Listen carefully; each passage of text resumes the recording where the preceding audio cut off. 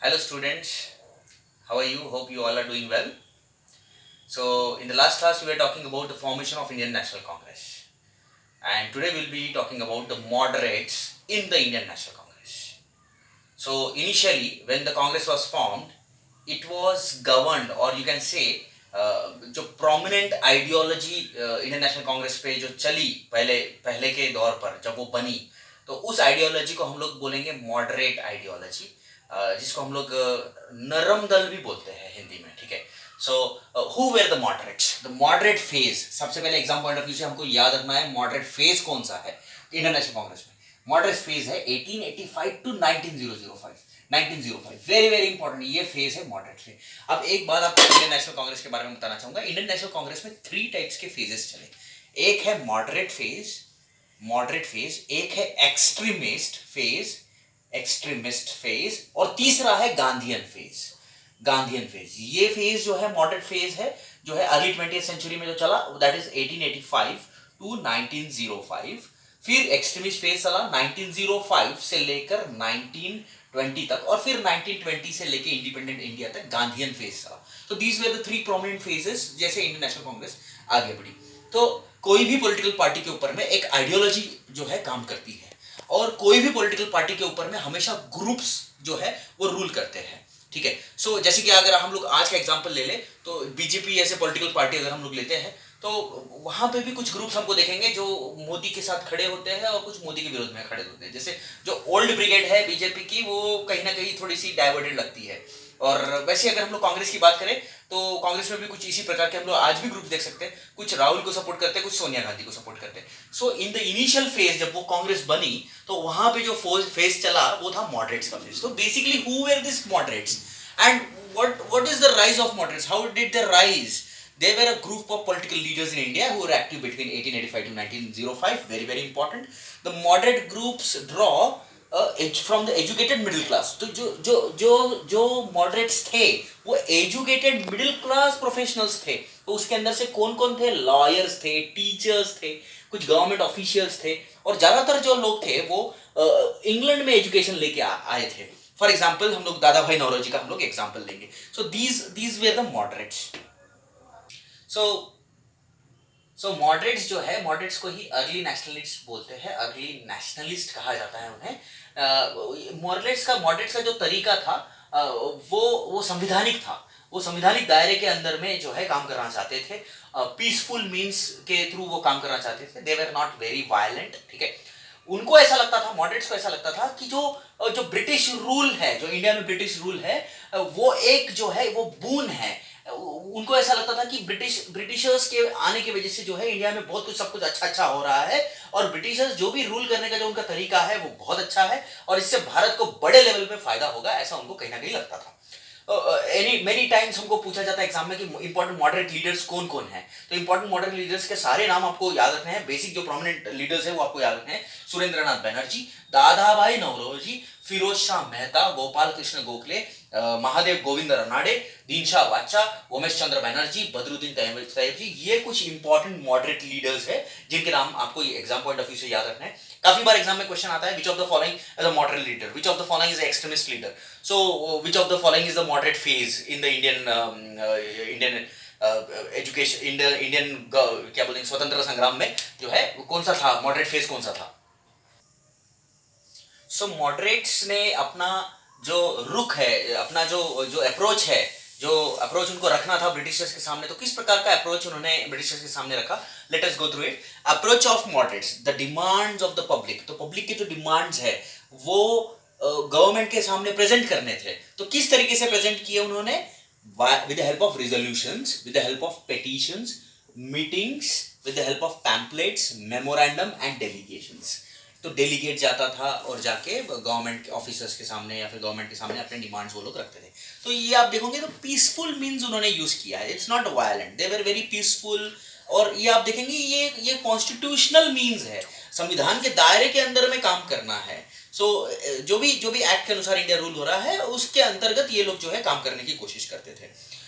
और क्या किया इन्होंने, और किस तरीके की अप्रोच थी मॉडरेट्स की? मॉडरेट्स चाहते थे कि भारतीयों को पढ़ाया जाए, दे वांटेड टू एजुकेट, और एजुकेट करने के बाद में एक स्ट्रॉन्ग कॉन्शियसनेस, नेशनलिज्म के लिए, नेशनल स्पिरिट जो है, नेशनलिज्म बढ़ाया जाए कि हम इंडिया के लोग हैं, अभी हम राजा वाजा के लिए हम ज्यादा काम नहीं करेंगे, हम इंडियन ने चलाने की कोशिश करेंगे और लोगों को एजुकेट करेंगे, तो ऑटोमेटिकली जो लोगों के प्रश्न है, जो पॉलिटिकल क्वेश्चंस है, ये हम लोग जो है सरकार के सामने रख सकेंगे। सो इस तरीके की जो अप्रोच है मॉडरेट्स ने रखी।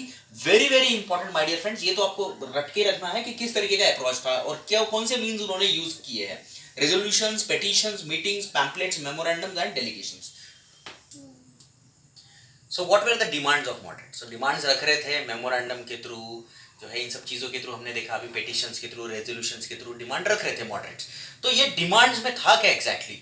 सो वेरी वेरी इंपॉर्टेंट, सबसे पहला डिमांड तो ये था मॉडरेट्स का कि लेजिस्लेटिव काउंसिल जो है उसको बढ़ाओ और उस लेजिस्लेटिव काउंसिल के अंदर में जो है इंडियंस को मेंबरशिप दो। तो आप बोलेंगे सर ये लेजिस्लेटिव काउंसिल होता क्या है? लेजिस्लेटिव काउंसिल 1861 में बना था। लेजिस्लेटिव काउंसिल के अंदर में वाइस रॉय और जो उस वक्त के प्रोविंसेस थे, बंगाल, बॉम्बे, मद्रास, इनमें से कुछ मेंबर्स थे और इनसे जो है एक लेजिस्लेटिव काउंसिल बना हुआ था। जैसे एक मुझे लेना है, अगर आज की अगर बात करें तो विधानसभा, विधान परिषद, ये सब लेजिस्लेटिव काउंसिल क्या, मतलब ये घर जो है एक घर बना था, ये 1861 में बना था। तो मॉडरेट्स ये चाहते थे कि उसको एक्सपांड किया जाए और उसके अंदर में जो है इंडियंस को मेंबरशिप दी जाए। और क्या चाहते थे moderates? What were the demands?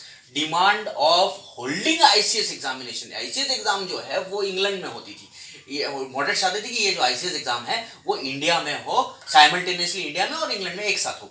और हमारों को, मतलब इंडियंस को जो है, जो बड़े लेवल, बड़ी जो पोस्ट है, ऑफिसर पोस्ट है, हमको भी मिले इसके थ्रू, इस आईसीएस एग्जाम के थ्रू। This was the demand. Whatever the else, more powers for the local bodies. No, what do you understand by the word local bodies? सबको पता है लोकल बॉडीज पंचायत राज, ग्राम पंचायत, पंचायत समिति, जिला परिषद, महानगर पालिका, नगर पालिका। तो लोकल बॉडीज को जो है ज्यादा पावर्स दी जाए ताकि जो है पावर का जो है डिसेंट्रलाइजेशन हो सके। Reduction of spending on army. Army पे बहुत खर्च कर रही थी ईस्ट इंडिया कंपनी के पास में जब पावर था, फिर अभी पावर चेंज हुआ है, वाइसरॉय आया है यहाँ पर। तो ये जो आर्मी के ऊपर खर्च कर रहे हो आप, वॉर्स कर रहे हो, ये सब स्पेंडिंग आप कम करो और थोड़ा सा स्पेंडिंग हमारे ऊपर में करो, हम इंडियंस के ऊपर में करो। सॉल्ट टैक्स एबॉलिश करो, शुगर ड्यूटी कम करो, फ्रीडम ऑफ स्पीच लेके आओ, स्पीच एंड एक्सप्रेशन। हमको भी जो है फ्रीडम दो बात करने का, हमको भी एसोसिएशन फॉर्म करने का, हमको भी हमारे जो राइट्स है वो आगे रखने का जो है, हमको भी फ्रीडम दो। So these were the demands of moderates. So moderates अपनी डिमांड्स रख रहे हैं ब्रिटिशर्स के सामने, तो कुछ ना कुछ तो अचीव हुआ होगा, कुछ ना कुछ तो अचीव किया होगा इन मॉडरेट्स ने। खैर बहुत ज्यादा अचीव नहीं किया, लेकिन कुछ हद तक अचीव किया। So what were the achievements of moderates? So सबसे पहला पॉइंट है, they created a national awakening among people. लोगों के अंदर में एक राष्ट्रत्व की भावना निर्माण करने में कहीं ना कहीं कुछ लेवल पे मतलब सक्सेस मिला उनको। Secularism, liberties, civil liberties, democracy, इन सब चीजों को उन्होंने पॉपुलराइज करने की कोशिश किया, लोगों तक पहुंचाने की कोशिश किया। यहाँ भी यहाँ इन चीजों में भी उनको थोड़ा बहुत सक्सेस मिला। सबसे बड़ा अचीवमेंट अगर मॉडरेट्स को कुछ मिला है, सबसे बड़ा अचीवमेंट अगर मॉडरेट्स को कुछ मिला है, तो that is passing of Indian council act of 1892। Passing of Indian council act of 1892 very very important, इसको नहीं भूलना, ये सबसे इंपॉर्टेंट पॉइंट है, ये सबसे बड़ा अचीवमेंट है। हम लोग इंडियन काउंसिल एक्ट अलग से पढ़ने वाले, 1892 का इंडियन काउंसिल एक्ट पढ़ने वाले। कुछ काउंसिल एक्ट थे जैसे कि council act of 1861, council act of 1861, council act of 1891, council act of 1891, council act of 1909 जिसको हम लोग मिंटो मॉर्ले भी कहते हैं। फिर कुछ गवर्नमेंट ऑफ इंडिया एक्ट है, Government of India Act 1909, Montagu Chelmsford भी बोलते हैं 1919, Government of India Act 1919, Government of India Act 1935। तो ये कुछ एक्ट्स है, इन एक्ट्स के थ्रू जो है ब्रिटिशर्स जो है इंडिया में काम करते थे। तो इन एक्ट्स के बारे में हम लोग पढ़ेंगे। लेकिन सबसे बड़ा अचीवमेंट जो मॉडरेट्स का था कि भाई इनके वजह से जो है इंडियन काउंसिल एक्ट 1892 पारित हुआ और उसमें इंडियंस को कुछ जो है कुछ इंपॉर्टेंट चीजें कुछ मिले, इंडियंस के हाथ में कुछ पावर्स है, थोड़े ज्यादा पावर्स नहीं थे, एकदम बहुत हल्के से, लेकिन यहाँ से शुरुआत हम लोग कह सकते हैं कि कुछ ना कुछ हमको मिलने वाला है। सो ये कुछ थे achievements of moderates. So moderates के बारे में कुछ क्रिटिसिज्म भी है, लोगों ने क्रिटिसाइज किया है, ठीक है। एक्सट्रीमिस्ट इनको क्रिटिसाइज करने लगे, कई लोग इनको आज क्रिटिसाइज करते हैं। सबसे पहला पॉइंट ये है कि जो मेथड्स उन्होंने यूज किए, memorandums, passing resolutions, pamphlets, meetings, ये जो मेथड्स है ये कुछ खास मेथड्स नहीं है, ये इनएडिक्वेट मेथड है। इन मेथड से हम लोग बहुत बड़ा कुछ अचीव नहीं कर सकते। और उसके बाद में जो इनका दूसरा क्रिटिसिज्म है वो ये है कि भी they fail to realize that British जो है, British was using India's resources. तो यहाँ पे कोलोनलाइजेशन हुआ है, इंडिया कोलोनाइज हुई है। सो कोलोनाइज में क्या होता है, कोलोनाइजेशन में क्या होता है, मदर कंट्री जो है पूरा वेल्थ लेके जाती है। तो ब्रिटेन में पूरा ड्रेन ऑफ वेल्थ हो रहा था, पूरा इंडिया से पैसा ब्रिटेन जा रहा था, तो ये लोगों तक नहीं पहुंचा पाए मॉडरेट्स। तो ये इंपॉर्टेंट पॉइंट है, सबसे इंपॉर्टेंट। तो मॉडरेट्स यहाँ कहीं ना कहीं फेल हो गए, वो इंडियन इंटरेस्ट जो है वो नहीं बता पाए लोगों को। ब्रिटिशर्स जो है लूट कर रहे थे यहाँ पे, किस तरीके से लूट मचा रखी थी, ये लोगों तक नहीं पहुंचा पाए। और जो मॉडरेट्स का जो इन्फ्लुएंस था, जो प्रभाव था, वो educated class, urban educated class के ऊपर में था, जैसे कि जर्नलिस्ट, डॉक्टर्स, लॉयर्स, टीचर्स। तो ये है क्रिटिसिज्म ऑफ मॉड, ये इनके बारे में कुछ क्रिटिसाइज किया जाता है। तो आज का टॉपिक हमने जो कवर किया that is moderates, very very important. So क्या टेक अवे पॉइंट्स क्या है, और टेक अवे पॉइंट्स है कि मॉडरेट्स का फेज जो है इंडियन नेशनल कांग्रेस में कौन सा है, वो आपको याद रखना है 1885 टू 1905, ये मॉडरेट फेज आपको याद रखना है। दूसरी चीज आप क्या याद रखेंगे, मॉडरेट्स के जो कौन लीडर्स थे, लीडर्स के नाम आप याद रखेंगे, ठीक है, जैसे कि सुरेंद्रनाथ बनर्जी, उमेश चंद्र बनर्जी और दीनशाह बादशाह, दादा भाई नौरोजी, रानाडे, गोपाल कृष्ण गोखले, ये लीडर्स के नाम आपको याद रखने हैं। उसके बारे में और क्या याद रखेंगे आप, इनके जो मेथड्स थे, मेथड्स आपको याद रखने हैं, जैसे पैम्पलेट्स, जैसे कि पासिंग रेजोल्यूशन, जैसे कि मेमोरेंडम्स, ये मेथड्स आपको याद रखने हैं। और क्रिटिसिज्म, कौन कौन इनको क्रिटिसाइज करता है, क्या क्या इनके अचीवमेंट्स थे, 1892 का एक्ट, ये भूलना नहीं है आपको कि ये उनका अचीवमेंट था। तो ये सब हम लोगों ने आज मॉडरेट्स के बारे में पढ़ा। बाकी चीज़ें हम लोग एक्सट्रीमिस्ट के बारे में हम लोग नेक्स्ट इसमें पढ़ेंगे। होप आपको ये चीज़ें समझ में आई। तो आप शेयर करो, लाइक करो और सब्सक्राइब करो। Thank you and have a nice day.